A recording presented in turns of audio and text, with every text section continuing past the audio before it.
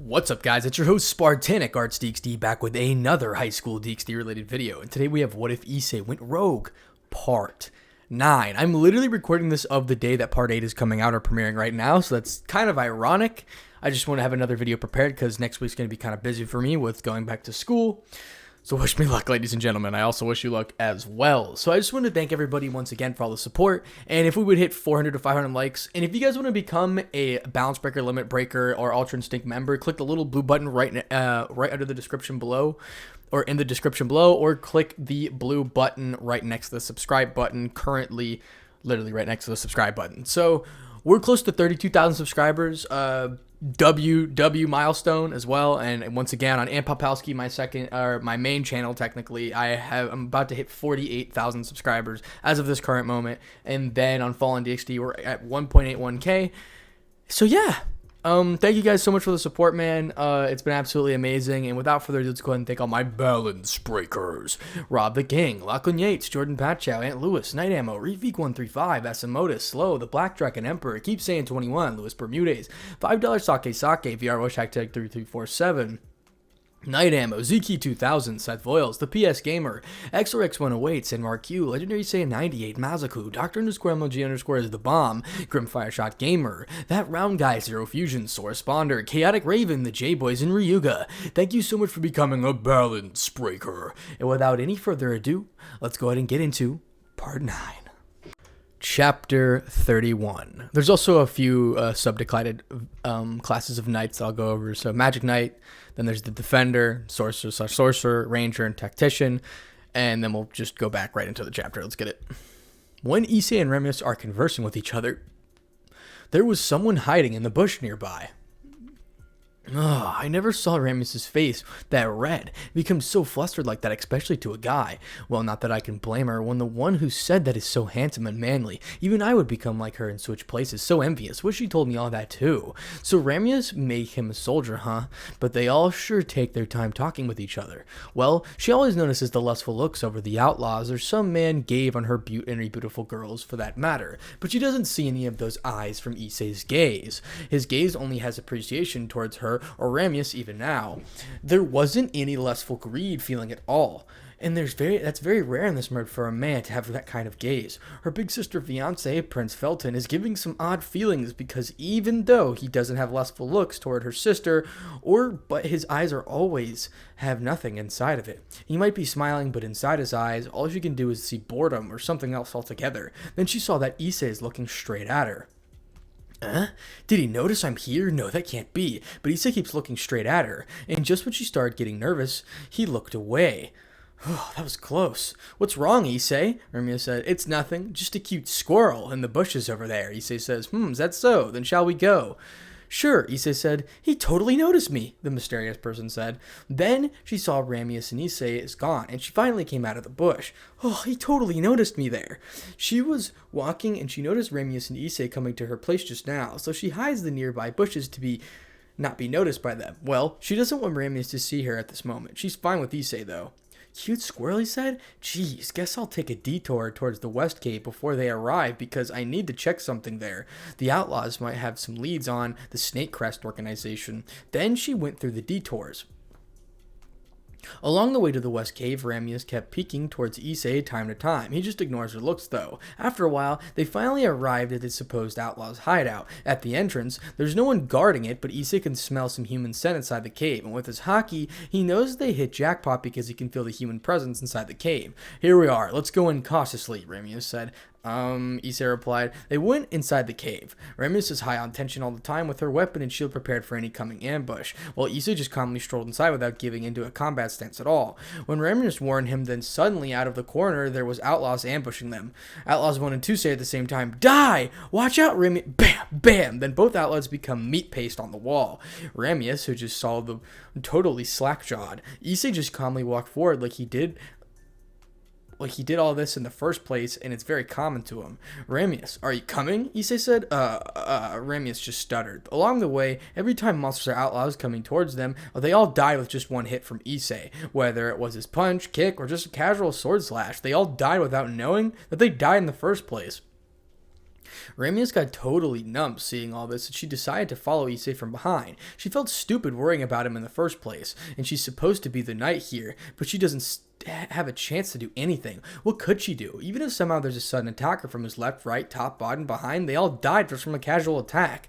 It's like he can see 360 degrees around him. There's no blind spot at all. He doesn't turn around to kill the one that comes his way. Just a backslap, backslash, etc. They arrived at the crossroad. When she's deciding where to go, she heard Issei said, "Ramius, wait here for a minute. I need to check something." Sure, Ramius said. She doesn't need to be worried about his safety at all. She even wonders if these can be called a rescue operation anymore. They just basically waltz in on their own place with no tension feeling at all, just like taking a stroll in their home backyard. Issei saw someone sneak in towards the left path, so he chooses to check on it alone. Then he arrives at the room where the intruder snuck in. Just like I thought. Snakecrest must be behind this, the questionable person says. Issei saw her looking through the boxes that seem to be filled with something dangerous before because it has danger sign on it. Then Issei comes up to behind her and says, "What's just like you thought?" Issei says. "Ah!" the mysterious person says. The intruder reflexively swings her staff behind her and forceful as she got ambushed by the outlaws. Issei calmly stops her attack with one hand. Then, "What are you doing here, Richie? You also have been peeking on me and Ramius back at the town entrance," Issei said. "That's right. The squirrel and the intruder is Richie herself. He can see some outlaws knocked out to the place. Seems like they got taken by surprise." "Issei? Jeez, you scared me. I thought you were an outlaw. Good thing I'm a mage or you will get hurt by my sudden attack." "Sorry for scaring you, but you still didn't answer my question," Issei says. "Even if one who attacks him a dragon, he barely gets scratched. That is if he lets the attacks land on him or he doesn't cover his body with hockey in the first place. But he won't tell her that he might hurt her feelings." Go on? "Well, I thought you noticed me back then at the town entrance, and I found here just proves my suspicion that the Snakecrest is indeed involved with all this. These boxes were once filled with sparkle bombs.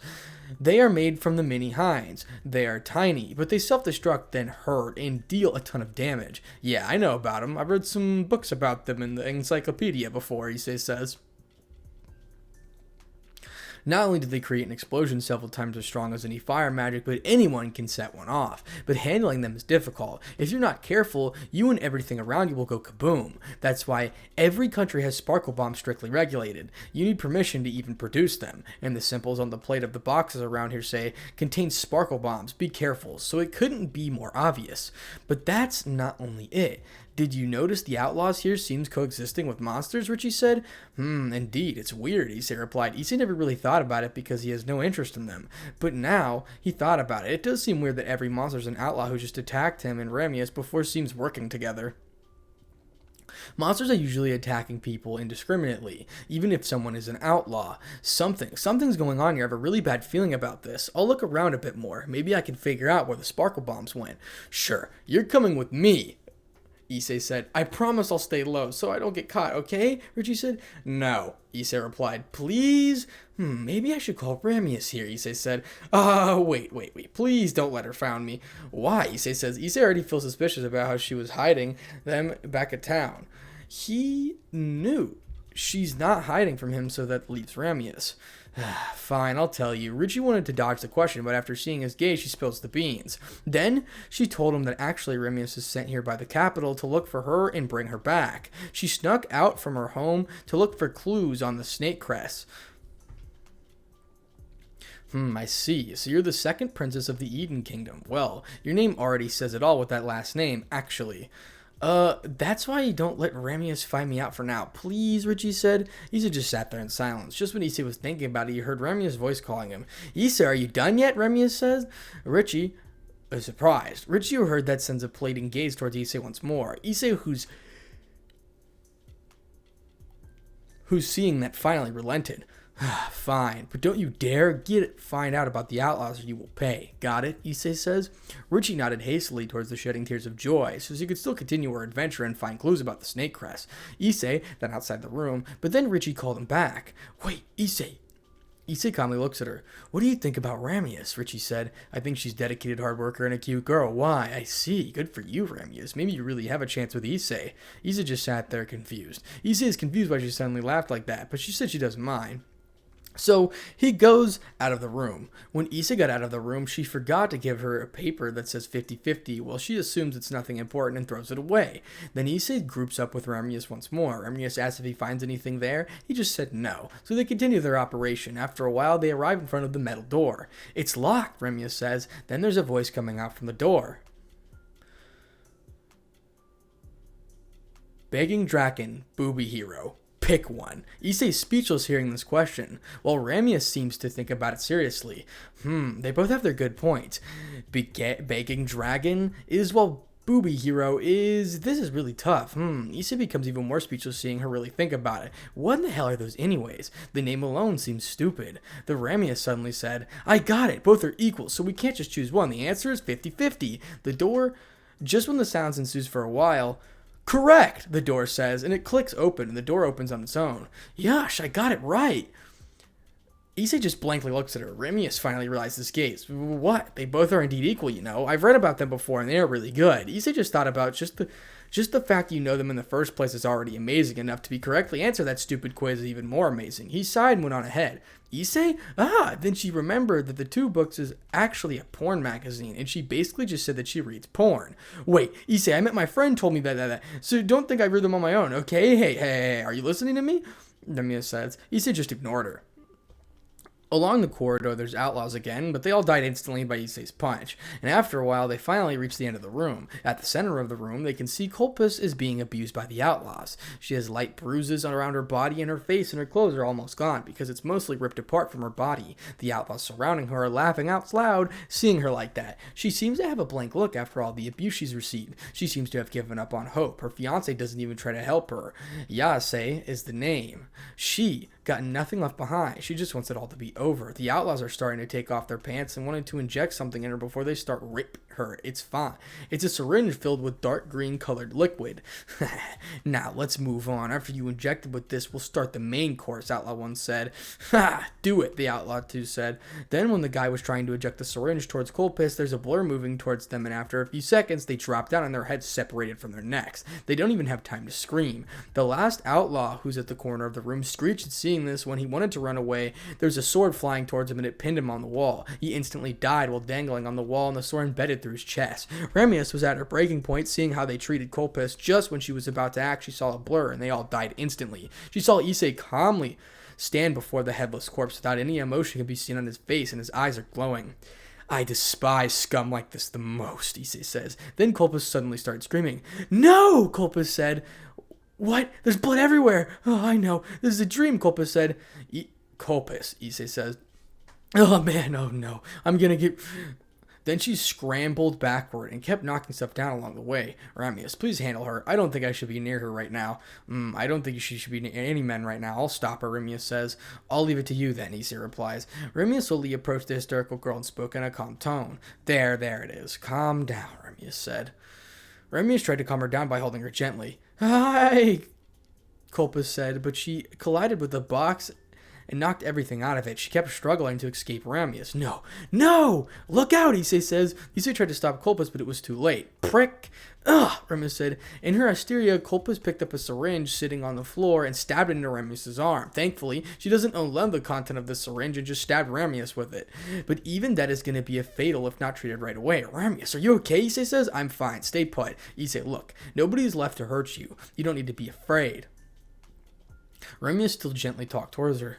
Culpus saw Ramius remain calm despite the harm she was inflicted and finally stopped running. All right, good girl, Ramius said. Then Culpus fainted by the chop on the neck by Ramius. I put her to sleep using Q. It's not painful now that she would calm down. I see, Issei says. Ramius tries to stand up, but she stumbled. Quickly catch her from falling.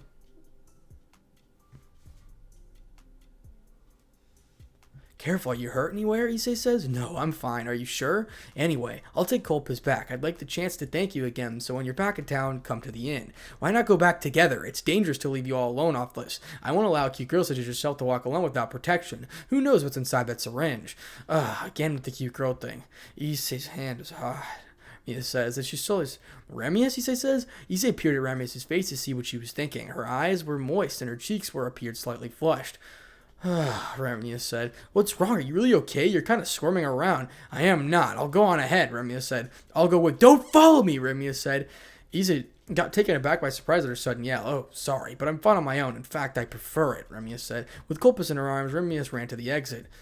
That idiot. Then Issei hurriedly follows her closely, just in case something happens. Then they head back towards Abletown. And that's the end of chapter 31. Chapter 32. When they arrived at the town, there was a bunch of knights that could be found. Apparently, they arrived earlier than expected. Ramius gives them a brief report on the situation, and she leaves Culpus to them. Ginyu are also there, but he's too afraid to confront Culpus at this moment. Yaris is also there, but he's just acting like an observer. Ramius went to the inn right away, and Issei was following behind her until she enters the room. When Issei asked if she really was okay, she told him to leave her alone for now and come meet her at night. Issei can only relent after hearing that, so he leaves her alone for now. He decided he will check on her again later that night, just like she requested. Issei decided to spend some time walking outside of the town. After a while, he reached the shore when he first came here. He's blankly looking towards the ocean, thinking how he arrived here and how he met Richie and Ramius. He really has to admit it feels really concerned towards Ramius. He enjoys spending time with her. Maybe Kyo and Kinyo already expected this. Now he will meet newer girls and more.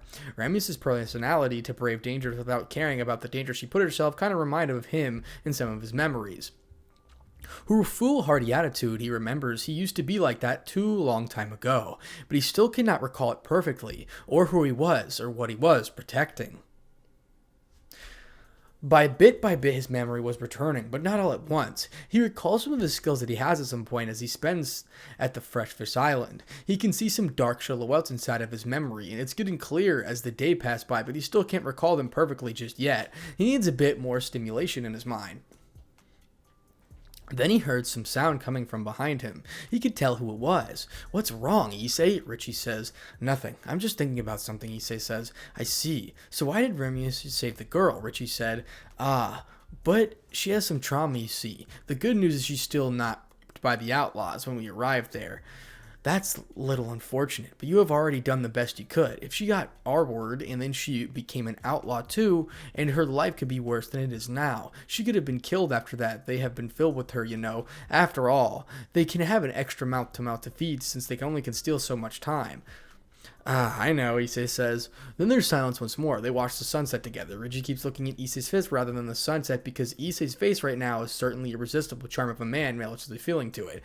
And how the sunlight shone on his face and his hair makes his handsome face even more memorizing. His bellowing, silly, dark brown hair and her combined with the face is so memorizing that Richie can felt the heart thump loudly, threatening to break free out of her chest. Her face is lost in revere just by looking at Issei right now. She wishes time would stop at this moment so she could enjoy looking at his face forever. The silence continues until the sunset is finally over.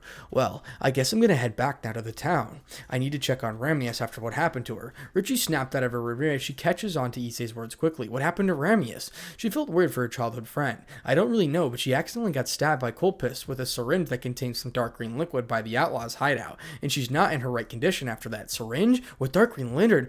Was it like this one? Richie said. Then Richie got to extract the syringe around his stomach got stabbed with. Yes, that's the one. What's wrong with it? Issei felt a bad premonition after seeing Richie's reaction like this. Oh no, why? Richie said. Then Richie dropped the syringe in shock. Aden's blood. It's a drug that outlaws bring with them. Using it gives you the sense of intoxication and security. It also sharpens the senses. It can be used as an etrifrivacac. Depending on how it's synthesized, Aden's blood can contain a bunch of different effects. What they had was probably made from the emphasis of an etrifrivacac aspect. Aden's blood, Issei says? Aden's is the name of the archifiend who brought the monsters into the world, and the drug was given the name Aden's blood because the drugs can draw out the desires that are impossible to hold in, such as people went on frenzies to kill, those who went into hallucination can no longer see reality, and those who pleasure is drawn out or will discriminately desire the opposite sex. I can't just tie remedies up until the effects disappear. You can't. If you try to stop the symptoms, most people go mad. She'll lose half self-control, and at the same time she's filled with lust, so she'll assault the guy. And if that happens to be married already, Richie continues, she will become an outlaw. Issei says, yes, but knowing Ramius, she wouldn't let that happen. She'd kill herself first, Richie says. Indeed, knowing her personality, she really will kill herself before letting herself become an outlaw, Issei said. Issei felt angry at himself for letting Ramius get stabbed with that syringe. If he just realized it fast enough, but he even felt more anger towards the snake crest. His anger boils toward them, and on this day, the snake crests have attracted anger from a being that shouldn't have been messed with in the first place. They are not afraid of QD because she wanted to interfere with their plans because she wasn't allowed to. The last time QD acted was on that time when the stupid human king declares war towards the dragon king. But after that, she never shows herself to the world anymore. Even during Arthur tragedy, she still doesn't show up. That's why the Snake Crest become brave and compliant without fearing her judgment on them. But Issei is not like QD. He won't abide by the rules. He won't be changed by some measly rule. And at the end of the Snake Crest, countdown starts from now. All their preparations after this time will have gone to ruins just by a single person. The one they will call the strongest knight in history. The Tyrant Overlord. What do I do? If I haven't come to Abel, then this all won't happen in the first place, Richie said. Don't blame yourself. It's all the outlaws and Snake Crest. None of this would have happened if they weren't around. And I will help Ramius however I can, no matter the cost. Issei's eyes glowed brightly with conviction, but weirdly enough, Richie, who saw that, doesn't feel afraid, but feels secure instead. Like no matter what happens, he would be there for her. Issei, is there any antidote for the drug, Richie? Sadly, no, but there's a way. There's one way to save Ramius. Tell me. Issei looks straight into Richie's eyes and makes her heart thump loudly once more. Then, no. Issei Hyodo suddenly changes her attitude and becomes more serious. Issei silently looks towards her. Please have with Ramius. What? Issei is taken aback by her words. From what you said, Ramius only got stabbed by the syringe. That means there's only a small amount of the drug that got into her system. Then if she spends about a night feeling good so she can't think, the system should be under control by tomorrow morning. Are you sure about this? Issei said. Issei couldn't help but ask to confirm her theory about it. Yes, I'm sure. I knew you already have two brides in mind, but I beg you, please, suppress Ramius's lust by having sex with her. Then Richie suddenly kneeled to Issei. I know I'm asking a lot, but please, save Ramius by her yours. You realize that she has feelings towards you, right? Now she keeps looking at you, so I beg you, Issei, Richie says. Issei just stays silent by Richie's sudden outburst. He's contemplating seriously about it. He knows that Ramius has feelings towards him, but if someone asks him if he loves her, he's still not sure. He still enjoys spending time with her, and she reminds him a lot. Then he reminiscent in the time they've spent together, and her memorizing smile back then. Their first meeting can be called unique, but the time they have spent together, both short, is very eventful. He loves her dedication and hard work the most. The way she keeps trying her best no matter what happens. Heck, she couldn't even be counted by 100G. One by one, make sure he collected the requested amount. That's how dedicated she is, even though she has a problem at counting. Then Issei finally decides what he will do. The decision that will make him feel glad and happy every time he recalls this moment in the future. I'll do it. So get up. No need to kneel before me. You're the princess here, aren't you? Issei says. Issei makes Richie stand up while saying that. Really? You'll do it? Besides, I do like her personality. Then how about her appearance? What about it? She's very beautiful and a cute girl as well. Really? You do? Richie says. What's so weird? She's indeed a cute and beautiful girl. And just to make sure, does Ramius have a fiance or so? No, she doesn't. That was a quick response. Issei says. Well, we're old friends, so I know. Not only is Ramius not into anyone but you before this, there's also no man interested in her so far. People call her the loner knight. Even other knights keep their distance. Seriously? Even though she's that beautiful? Issei is speechless hearing Richie says that. He knows Richie isn't bad-mouthing Ramius like Yarase or the others, but she's just telling the facts. Yeah, well, sure, her appearance isn't the problem. I see, Issei says. I'm sorry for asking you to do this. I mean, asking you to marry Ramius like this, telling to give up on girls you already have one. It's fine. Then even told me more wives, rather not just them, you know. Really, Richie said? Yeah, I know it's weird, but it's the truth. Besides, it's not like I won't make them my brides later. I just need to climb to the top of the knight's rank, don't I? Issei said that like it's no big deal to become the highest knight rank. That's true, and judging from your strength you have shown me so far, you can indeed easily reach the top rank. Then I'll stop feeling bad. Please take care of Ramius for me. You care? You can think of it as of what I want you to do like you promised when we first met. Richie said, no, this doesn't count. I will do this either way so your request is still invalid. You can keep the request for later if you want. Issei seriously told her, and Richie, who saw that, blushed as she's still happy she has the promise. Then, see you later, Issei. Richie said, see you later, Richie. Issei went to Richie as he head towards the Abel town. They're going to be married soon. How nice, huh? What's with me? I'm the one who asked him to do it, but now I'm sad for some reason. Richie thought about it for a while, but couldn't figure out the cause. She still doesn't realize that she already felt for Issei. Funny how she could tell Ramius. but she doesn't realize her own feelings. Now, back at Abeltown, it's night already when Issei arrived back at town. He heads straight towards Ramius' room at the inn. The owner of the room knows Issei and Ramius' acquaintance, so she let him head towards the room right away. Issei stood in front of Ramius' room. He took a deep breath just when he was about to knock on her door. He heard some voice coming from inside. Issei. Issei felt awkward standing in front of the door. He knows that he's doing inside of a room right now, but the seductive moments couldn't be more obvious.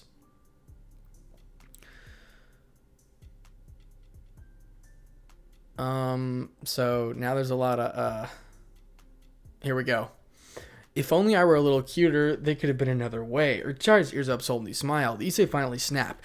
Don't fuck with me, Issei said. Then he throws his lance away along with the dagger in his hands. Ramius, who saw that, got surprised. You think I would help you commit suicide? Did you ever think that I would actually feel after I do that? Ramius got nothing to say but his words. Didn't I tell you that you are cute and a beautiful girl, Ramius Dressian? You'd think that I would be okay killing you.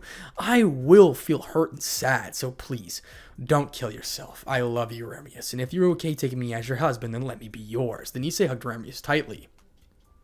She cried in his warm embrace. She felt afraid but also happy at the same time. She's afraid to die and afraid that she just kept his was his dream. She's happy that the man she loves feels the same way towards her. Issei just tightly hugged her, and her crying just came out. So will you be my wife, Ramius? Are you really okay with a woman such as myself? I don't want you to force your self-love on me. A woman who can't complete what the monsters is called a loner knight, a failure of a woman, all for good is fighting, and you still have me? I'm sure of it. I vow to you that I will always love you regardless till death.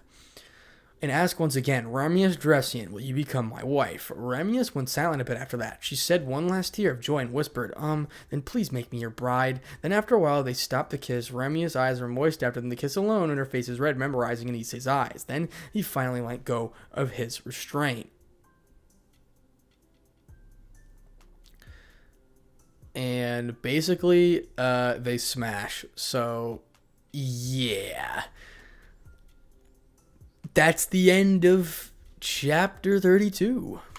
Chapter 33. Issei woke up feeling something soft weighing on him, down his chest. He looks down at his chest and found Ramius was snoring softly with a look of peace on her face, implying he was afraid of Aiden's blood effects. His is not inside Ramius anymore, probably it slips off during his sleep. Issei saw her like this feels really happy. He gazes his whole infinite care and gentleness towards her. He remembered they went really wild last night. The bed is still full of odor and bodily fluid, so he can just cast clean spells towards it, and the bed is as clean as new. He remembered most of his skills already, but there's still something with the Dindo paper holding him back to remember it all. But Issei put that aside and focused on the sleeping beauty on his chest. He's really fond seeing her sleeping on his face.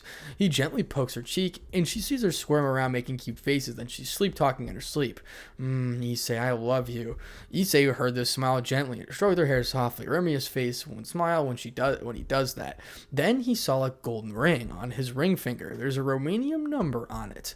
So, this is the ring of marriage. Mother Eve's blessing, huh? Issei says. Then he suddenly heard Ramius talk. Mother Eve's blessing. Ramius says, you're up. Good morning, sleepyhead. Well, it's afternoon already from the looks of it.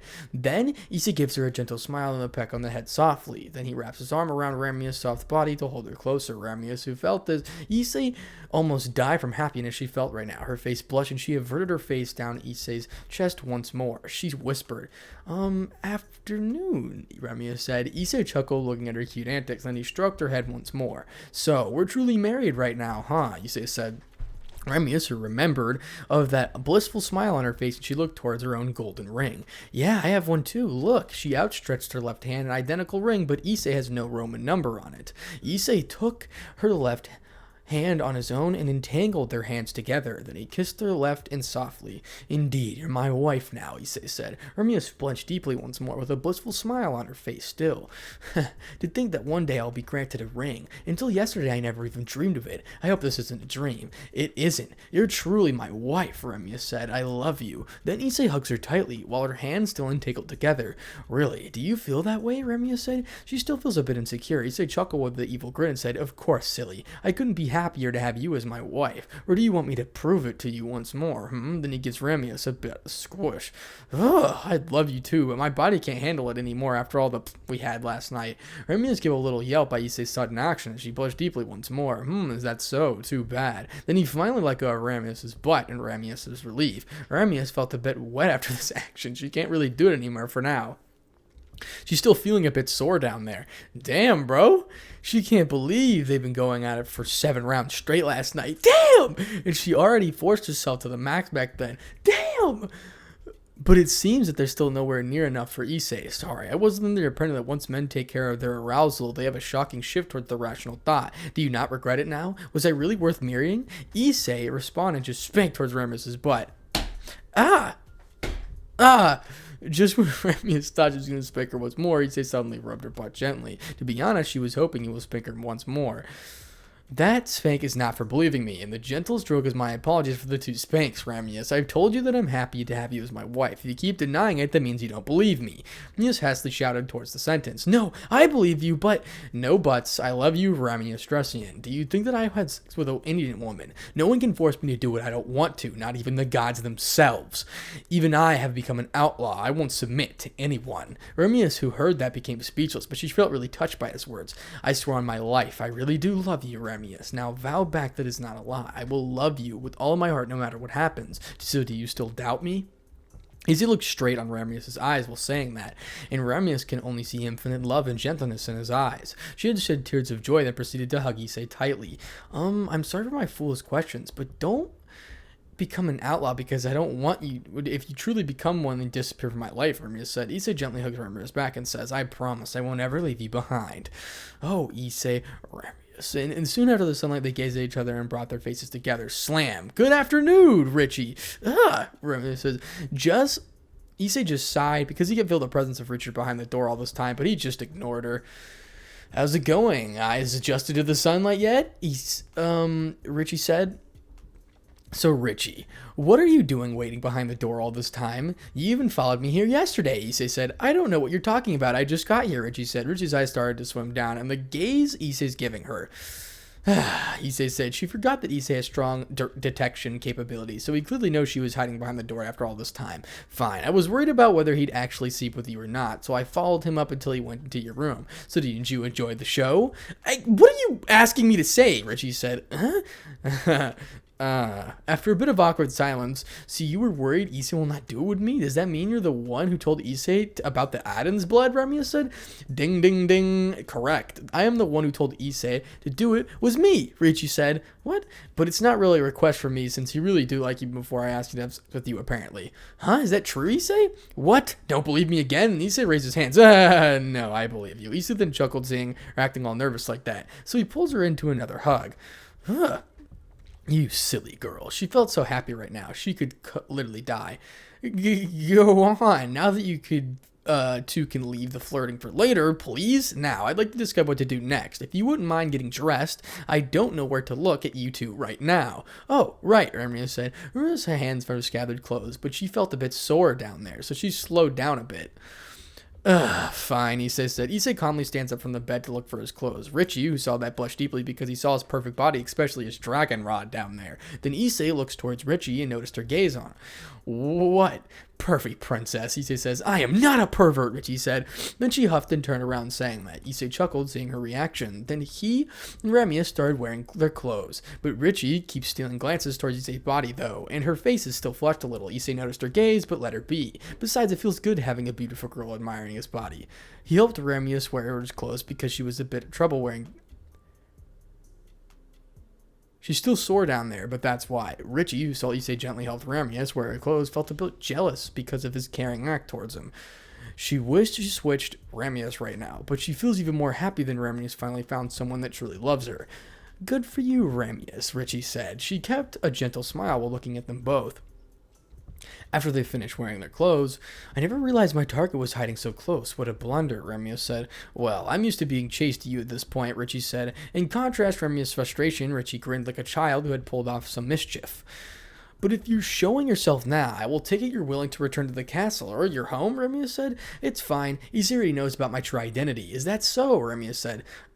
Now that I discovered the sparkle bombs from the outlaw hideout, based on the evidence that was left, are numerous enough to blow up the whole entire city. This has to be reported to the knights so they can come up with a countermeasurement, Richie said. You'd think after they were brought into this country, they were carried off somewhere else, Issei said. Right. Some outlaws are wandering around the country with tons of destructive weapons. Issei just sits there in silence. Then, let's hurry to the capital. I'll see you there, Remius says. I can get back myself. More importantly, I think you have to get home, Richie said. That's true, but taking you back is my duty, Remius said. Indeed. I need to introduce myself to my in-laws, don't I? Issei said. Remius, who heard that, became bashful. In-laws, by the way, Issei, where are your parents? Well, I lost my memory some time ago, so I don't know if I had one or not, Issei said. What? You lost your memory? Remius and Richie said. But I'm starting to regain my memory bit by bit, though, so it's fine. They both say at the same time, I see. Forget about that. So where's Remius' home again? In Stalon. Remius' father runs the town. I see. Well, Remius, do you have a surname? So I already guess she's the daughter of nobility somewhere. You're right, Richie said. But we're not really a rich family, though. The Dresden lineage had many knights, so we've been given land based on the achievements of our ancestors. We have little interest in etiquette or formalities, so you're free to act casually. Got it. I don't really care about formalities myself anyway. But won't your dad? Will he become mad at me for taking your virginity without his permission first? Issei said, I think he was worried whether anyone would Remius take it all, so we might actually enjoy the cry tears of joys, Richie said. Seriously? Issei said. That's not true. Yeah, probably, I think, Remius said. Issei started wondering what Remius' family is like. Still, if you waited too long to introduce yourself, you would lose their trust, no? Yeah, makes sense, Issei said. I'll take the public cow carriage home. You two head to the stallion. Wait, but, Remius said, oh yeah, and when I confirm you two were married, I mailed the retrieval to inform him, so he might be waiting in Stalon too. What, my brother? Remius said. Oh, one of the 3 Zero Knights of the Eden Kingdom. Archibald Dressian, the Zero Knight, Richie said. I know he is. If there's a chance to team me, he'd even abandon his duty for it. Let's hurry, Issei. If we finish before he gets there, then we can get there without seeing him. Issei is speechless, seeing her so desperate to avoid her brother. Well, Remius has issues with Archibald, you see. He always says how I'm not fit to be a knight, or that I'm not ladylike enough, or that I'm like a ham barbarian, Remius says. Better get going. Archibald's getting closer as we speak. Oh, Richie, you'll pay for this. After Richie left with a smile and a wave, Remius yelled and dashed out of the room. Issei nods his head to the forehead, seeing her like that. Well, that makes her cute, though, he thought. Unknowingly, Issei's habit of spoiling his wives started manifesting right at this moment. No wonder they'll do often think of it as cute. Pass through the Fort Baron to the north. You'll be right next to the Stalon in no time. Try to not get lost. Got it, Issei said. Then Issei follows right after Remius. Issei and Remius parted ways with Richie and headed towards Stalon. And that is the end of chapter 33. And that is where we're going to stop for now. Now, I know, what a banger, am I right, ladies and gentlemen? So, basically, I'm just kind of like... See, I got some things going on right now, you know what I'm saying? I just have no idea what's going on, but I'm completely chilled out, bro. Like, I'm so chilled right now, you guys have no idea. I'm A-okay, I'm just letting y'all know. So, like, you ain't got to worry about me. I hope you guys are doing well as well. If you ever feel some type of way, emotionally, just drop it in the comments. Your boy will help you out, trust me.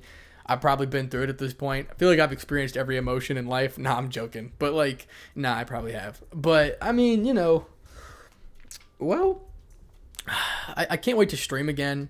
I feel like I'm probably going to be wearing the Goku onesie in my next stream because it's funny. Or I might have a special guest next stream. I'm not really sure. Your boy's trying to make moves. Okay, so I am going crazy, but we are going to stop right there for now. Hopefully you guys definitely enjoyed this video. I know you're still in the premiere, so if you would, just go ahead and hit the like button. Thank you to all my balance breakers, limit breakers, and Ultra Instinct members. Seriously, you guys are absolutely awesome. You really do encourage me to keep going whenever somebody comments something nice in general, anybody. So, yeah, I really do appreciate it. Once again, I just wanted to thank everyone for all the support, and we're close to a couple goals that I've wanted to accomplish for a very long time, and well, becoming a YouTuber was obviously one of them, and it's really nice to see that people share the same passion in DxD lore as I do. Like, even a story without like all the other people in DxD and just Issei in general, I was always interested in his character and the lore of DxD, like the concept, like devils, fallen angels, Norse mythology, Greek mythology, things like that. I'm extremely interested in those things because I don't know, I think it's cool as shit. But thank you so much for the support again. If we could hit 400 to 500 likes, it'd be amazing. If you guys want to become a limit breaker or just become a channel member, it's down in the description below, or it'll be pinned in the premiere tab, as you can see, or the first link down in the description below, or right next to the subscribe button, and it's a blue button. Thank you so much for the support, guys, and without any further intrusion, we're going to end off the video right here.